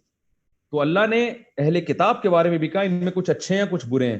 جو اچھے ہیں ان کی یہ صفت بیان کی, اور جو برے ہیں ان کی صفت بیان کی کہ مالی لین دین میں ٹھیک نہیں ہے. نبی صلی اللہ علیہ وسلم نے جب پہلی دفعہ اعلان کیا اپنی نبوت کا, تو آپ صلی اللہ علیہ وسلم نے اپنی عبادتوں کو پیش نہیں کیا غیر ان کے سامنے. جب پہلا اعلان کیا نا آپ نے, سارے مشرکین مکہ کو اور عرب کے سرداروں کو آپ صلی اللہ علیہ وسلم نے جمع کیا, تو اس اعلان میں جو اپنا انٹروڈکشن کروایا, آپ اعلان کرنے والے تھے نبی ہونے کا, تو آپ نے یہ نہیں کہا کہ دیکھو میں غار حرا میں کتنے سال عبادت کرتا رہا ہوں, تمہیں پتہ ہے کہ میں کتنا نیک ہوں, کتنی عبادت کی. نہ نہ, آپ نے فرمایا بتاؤ کہ اگر میں تم سے یہ کہتا ہوں کہ پہاڑ کے پیچھے ایک لشکر ہے جو تم پہ حملہ کرنے والا, یقین کر لو گے؟ انہوں نے فرمایا کر لیں گے, کیونکہ آپ صادق بھی ہیں, آپ امین بھی ہیں, آپ سچ بولتے ہیں. امین کا مطلب امانتوں میں خیانت نہیں کرتے. تو صداقت اور امانت ایسی چیز ہے جس سے انسان کے کیریکٹر کا پتہ چلتا ہے. تو بہنوں کی وراثت ہے وہ ادا کر دینی چاہیے, کسی کا پیسوں کا معاملہ ہے تو وہ پورا کلیئر کرنا چاہیے. اگر کوئی آپ کہیں ٹھیکیدار ہے, کوئی آپ کو ایڈوانس میں پیسے دے دیتا ہے, تو آپ نے اس کا کام پہلے کر کے دینا ہے, اس کو ترسانا اور تڑپانا نہیں ہے آپ نے. تو ان تمام چیزوں میں ہمیں اپنے معاملات کو درست کرنے کی بہت شدید ضرورت ہے, تاکہ ہماری نسبت جو بیت اللہ کی طرف ہے لوگ کہیں یار یہ ماشاءاللہ یہ چونکہ حرم سے آئے ہیں, ان کا کام ہی حاجیوں کی خدمت ہے, تو یہ تو بالکل 1 نمبر آدمی ہوگا. الٹا معاملہ ہو رہا ہے نا کہ کیش کرا رہے ہوتے ہیں الٹا ان چیزوں کو, ٹھیک ہے نا, کہ بھائی ہم چونکہ حرم میں آئے ہیں, حاجیوں کی خدمت کرتے رہتے ہیں, ہماری تو ڈیوٹی بیت اللہ کے قریب لگتی ہے, لہذا جو ہے وہ ہم پر اعتماد کرو, اور اس میں 2 نمبری چل رہی ہوتی ہے. سب جگہ نہیں, آپ لوگوں کے علاوہ کی بات کر رہا ہوں میں. تو ہمیں جو ہے نا معاملات میں بہت صاف ہونے کی ضرورت ہے. اور پھر دوسرا, اللہ نے جو نیک لوگوں کی صفات بیان کی ہیں وہ سب صفات ہم نے اپنے اندر. اور سب سے اہم ترین بات ہے کہ حرم میں رہ کے بھی اگر آپ کو عبادت کی توفیق نہیں مل رہی, بھائی یہ بڑی ڈینجرس چیز ہے. یہاں ویلیو بڑھ گئی ہے, آپ کو پتا ہے نا, 1 نیکی 1 لاکھ نیکیوں کے برابر ہے. حدیث میں جو آتا ہے نا 1 نماز 1 لاکھ کے برابر. علماء کا اجماع ہے کہ اس سے صرف نماز مراد نہیں ہے, ہر نیکی, نماز تو ایک ایگزامپل دی ہے, ہر نیکی 1 لاکھ نیکیوں کے برابر ہے. اسی وجہ سے اسلاف میں ایسے لوگ گزرے ہیں جو حرم میں 24 گھنٹے پورا سال حرم میں بیٹھے رہتے تھے, باہر ہی نہیں نکلتے تھے. کہتے یار باہر نکل کے 1 دفعہ سبحان اللہ کہنے پر اجر کم ہو جائے گا, یہاں 1 دفعہ سبحان اللہ 1 لاکھ کے برابر ہے, تم باہر کیوں جائیں, ٹائم کیوں ویسٹ کریں اپنا. عابد الحرمین کا نام سنا ہوگا آپ نے, فضیل ابن عیاض رحمہ اللہ تعالیٰ, وہ 24 گھنٹے حرم میں ہی رہتے تھے. کہتے یار میں باہر, یعنی ان کا کانسیپٹ کیا تھا, بھائی باہر جائیں گے نیکی کا عمل کم ہو جائے گا. تو آخرت کے جو طلبگار ہوتے ہیں نا وہ تو حرم کے اوقات کو غنیمت سمجھتے ہیں. اور یہ بھی خوب یاد رکھیں, بس آخری بات ہے جس کو بتا کے میں اپنی بات ختم کرتا ہوں, کہ حرم میں جیسے 1 نیکی 1 لاکھ کے برابر ہے, یہ خوب سمجھ لیں کہ 1 گناہ بھی 1 لاکھ گناہ کے برابر ہے. کیونکہ جگہ کی وجہ سے ویلیو بڑھ گئی نا, تو جرم کی شناخت بھی بڑھ گئی ہے. تو اب حرم میں غیبت کریں گے تو 1 لاکھ غیبتیں, حرم میں چوری 1 لاکھ چوری, حرم میں برائی 1 لاکھ برائیوں کے برابر ہے. تو اس لیے اس میں اس چیز کا بھی خیال کرنا ضروری ہے. اسی وجہ سے حضرت عبداللہ بن عباس رضی اللہ تعالیٰ عنہ جو ہے نا, دیکھیں اسلاف کے مختلف اعمال رہے ہیں. بعض نے تو حرم ہی کو اپنا ٹھکانہ بنا لیا تھا, بعض اس خوف سے حرم سے دور رہتے تھے کہ ہم سے کوئی غلطی نہ ہو جائے. تو عبداللہ بن عباس رضی اللہ تعالیٰ عنہ جو تھے وہ طائف چلے گئے تھے, حضرت عباس یا عبداللہ بن عباس، میں نام تھوڑا سا بھول رہا ہوں، وہ طائف چلے گئے تھے اسی وجہ سے کہ حرم میں کہیں غلطی سے مجھ سے کوئی گناہ نہ ہو جائے تو پھر اللہ کی پکڑ بہت سخت ہوگی. تو وہ عمرہ کرنے آتے اور چلے جاتے کہ بھیا میں، یہ ان کے دل میں اللہ کا خوف تھا. اس لیے ان سب سے آداب کو بجا لانا چاہیے.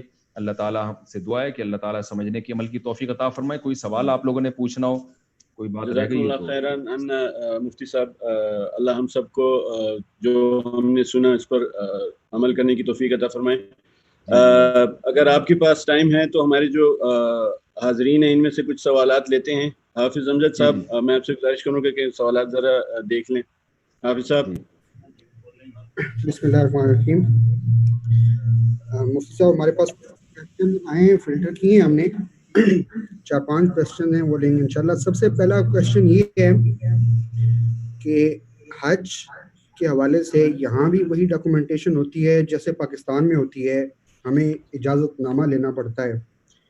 تو کچھ لوگ ایسے ہوتے ہیں جنہیں موقع مل جاتا ہے اور وہ آنکھ بچا کے بغیر اس پرمیشن کے چلے جاتے ہیں حج کے لیے.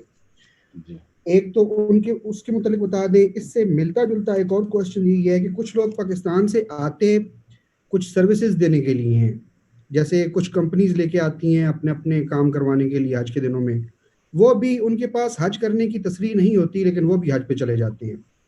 تو ان دونوں معاملات پہ ذرا اپنی دیکھیں. انتظامی امور میں حکومت کے قانون کو فالو کرنا لازم ہے، کیونکہ گورنمنٹ جو لا بناتی ہے نا اس طرح کے معاملات میں، حج پہ اگر سب کو کھلے عام اجازت دے دی جائے تو اتنا کراؤڈ ہو کہ سنبھالنا ناممکن ہو جائے. تو گورنمنٹ ایک لا بناتی ہے اور اس لا میں لوگوں کا فائدہ ہے کہ حاجیوں کی تعداد کو کنٹرول کیا جائے تاکہ کوئی حادثہ نہ ہو. تو اس تعداد کو کنٹرول کرنے کے لیے جو لا بنایا جا رہا ہے وہ لا واجب العمل ہے، اس کو پورا کرنا فرض ہے. تو اگر کوئی اللیگل حج کرتا ہے تو حج تو ادا ہو جائے گا، اس لیے کہ حج کے ارکان تو پورے ہو گئے، وقوف عرفہ ہوگا، طواف زیارت ہو گئی، وہ تو ارکان تو پورے ہو گئے، تو فرض حج تو ذمے سے ساقط ہو گیا، لیکن اس کو قانون کی خلاف ورزی کا گناہ ہوگا. تو اس لیے ایسا بے برکتی حج جس میں آپ حج بھی کر رہے ہیں اور ایک اللہ کے حکم کی نافرمانی بھی کر رہے ہیں تو یہ ٹھیک نہیں ہے. قرآن مجید میں اللہ کا ارشاد ہے یا ایھا الذین آمنوا اطیعوا اللہ واطیعوا الرسول واولی الامر منکم وَأُولِي الْأَمْرِ مِنْكُمْ. اللہ اس کے رسول کی اور اولو الامر کی اطاعت کرو، حاکم کی اطاعت کرو. اس لیے یہ ٹھیک نہیں ہے.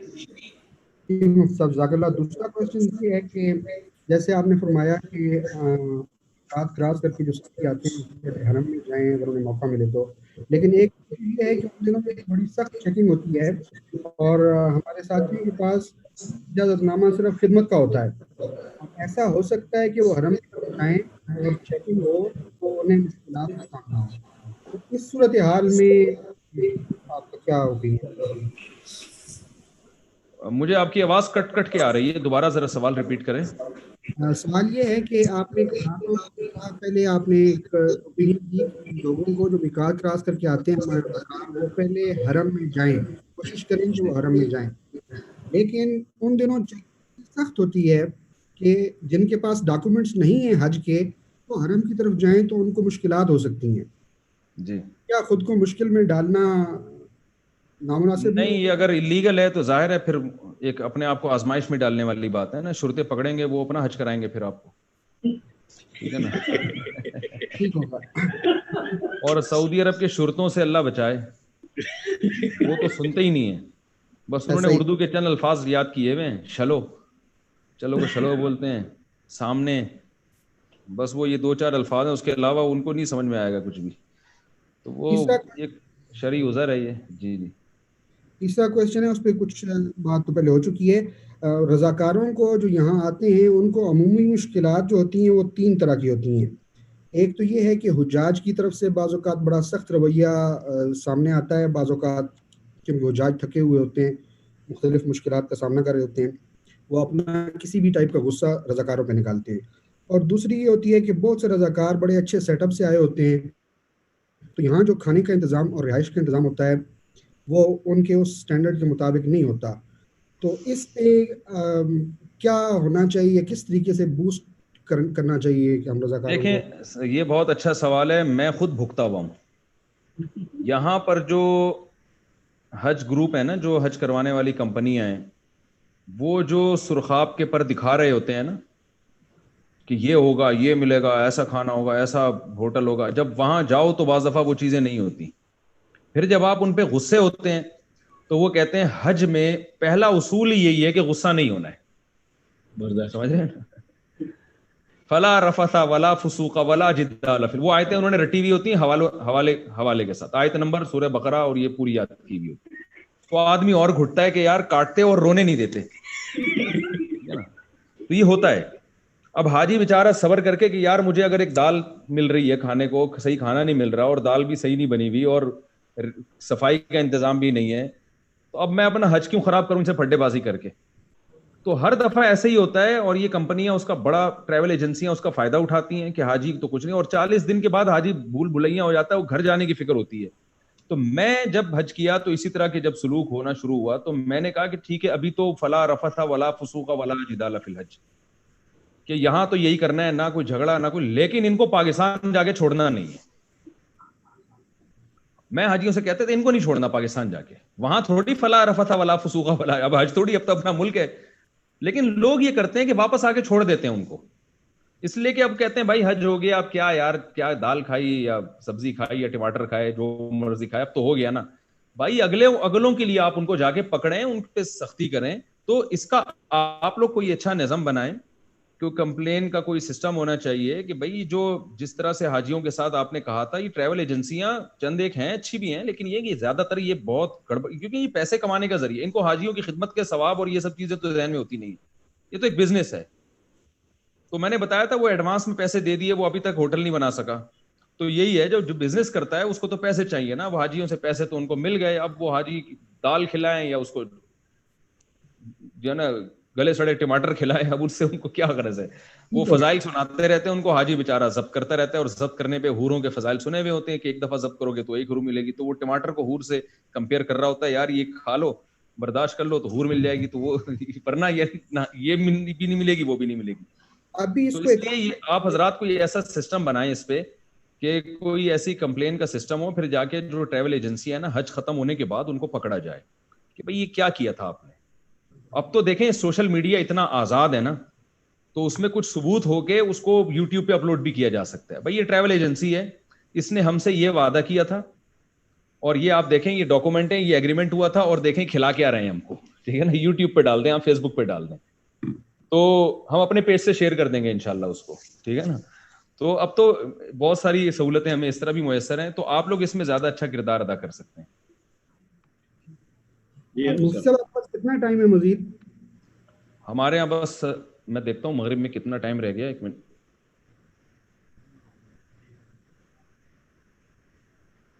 بس مغرب کی اذانیں ہو رہی ہیں, 1-2 منٹ, چلیں 2 منٹ میں انشاءاللہ بات کرتے ہیں. جزاکم اللہ خیر.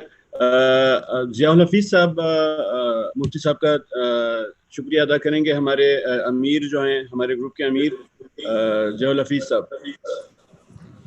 السلام علیکم, آواز آ رہی ہے آپ کو؟ جی الحمدللہ, الحمدللہ. یہ اشرف بھائی نے تو امیر بنا کے مجھے زیادہ وہ عزت دے دی, ایسا نہیں, میں بھی خادم ہے اور میں خادم خدمت کرنا زیادہ پسند کرتا ہوں سب لوگوں کی.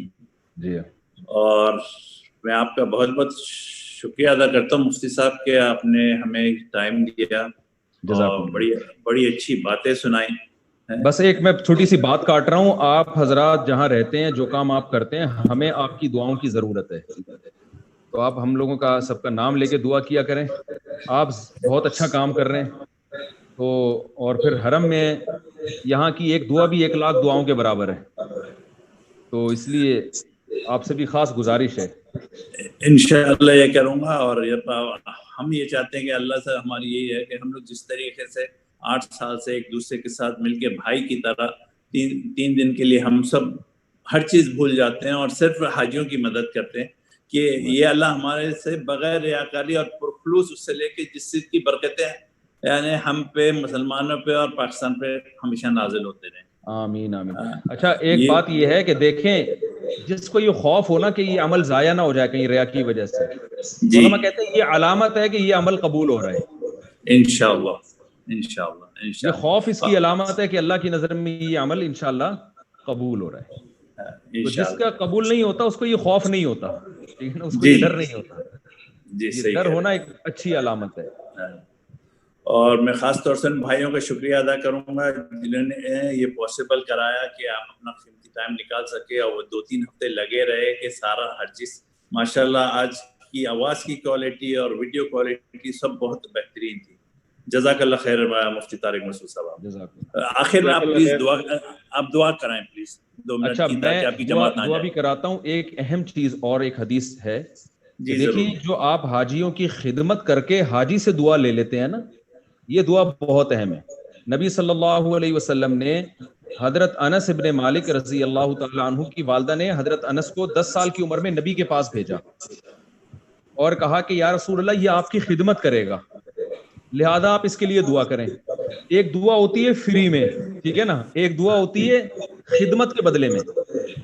تو حضرت انس نے نبی کی خدمت کی, تو نبی کی خدمت کی بیس پر نبی نے حضرت انس ابن مالک کو 4 دعائیں دی, یہ خدمت کی بدلے میں دی ہیں. پہلی دعا اے اللہ ان کی عمر میں برکت دے, دوسری دعا اے اللہ ان کے مال میں برکت دے, تیسری دعا اے اللہ ان کی اولاد میں برکت دے, چوتھی دعا اے اللہ آخرت میں مغفرت کر دے. حضرت انس ابن مالک یہ حدیث سنا رہے ہیں بصرہ میں جب آپ کی عمر 100 سال سے بھی زیادہ ہو چکی تھی. اپنے شاگردوں کو سنا رہے تھے کہ میں چھوٹا سا بچہ تھا اور نبی میرے لیے 4 دعائیں کر رہے تھے کہ اے اللہ عمر میں برکت دے. کہہ رہے عمر میں ایسی برکت ہوئی ہے کہ مجھے اب زندہ رہتے ہوئے شرم آ رہی ہے, سب دنیا سے جا چکے ہیں. دوسری بات یہ کہ میرے اولاد اتنے ہوئی کہ 100 بیٹوں کو اپنی آنکھوں سے دیکھا انہوں نے. تیسرا مال میں اتنی برکت کہ میرا باغ سال میں 2 دفعہ پھل دیتا ہے. اور کہا چوتھی جو دعا آخرت میں مغفرت, وہ امید لگا کے بیٹھا ہوں. تو خدمت کے بدلے میں جو حاجیوں سے آپ دعا لیں گے نا, یہ دعا ایک عام دعاؤں کی طرح نہیں, یہ بے شک. بہت اہم چیز ہے. اچھا اب ہمارے یہاں ہو رہی ہے اذان, میں مختصر دعا کر دیتا ہوں. اللہ تعالیٰ ہم سب کو جو کچھ کہا سنا اس پر عمل کی توفیق عطا فرمائے, آمین یا آپ رب. رات میں کی خدمت میں اور اخلاص پیدا فرمائے, آمین اور یا اللہ رب. ہمیں بھی خدمت کی توفیق عطا فرمائے, حرم میں بار بار حاضری کی توفیق عطا فرمائے, اور اس جو ہے جو بھی ہمارے اندر کمی کوتاہی ہو اللہ تعالیٰ اس کمی کوتاہی کو دور فرمائے, اور جو آپ کے ذمہ دار ہیں, امیر ہیں, اور جو لوگ بھی اس میں بڑھ چڑھ کے حصہ لے رہے ہیں, اللہ تعالیٰ ان سب کی خدمات کو قبول فرمائے. اذان ہو رہی ہے, اسی پر اکتفا کرتا ہوں. اللهم انا نسألك من خير ما سألك منه نبيك محمد صلى الله عليه وسلم ونعوذ بك من شر ما استعاذك منه نبيك محمد صلى الله عليه وسلم. انت المستعان وعليك البلاغ ولا حول ولا قوة الا بالله برحمتك يا ارحم الراحمين. آمین. جزاک اللہ خیراً. جزاک اللہ خیر. جی اسی کے ساتھ ہمارا آج کا آن لائن سیشن اختتام کو پہنچ گیا. ہم اپنے تمام مہمان ساتھیوں کو جو ہمارے ساتھ کسی بھی پلیٹ فارم سے شریک ہوئے ان کا شکریہ ادا کرتے ہیں کہ انہوں نے صبر و ہمت کے ساتھ مفتی صاحب کی باتیں سنی. جزاکم اللہ. اللہ ہم سب کو جو ہم نے سنا اس پر عمل کرنے کی توفیق عطا فرمائے. السلام علیکم ورحمۃ اللہ وبرکاتہ.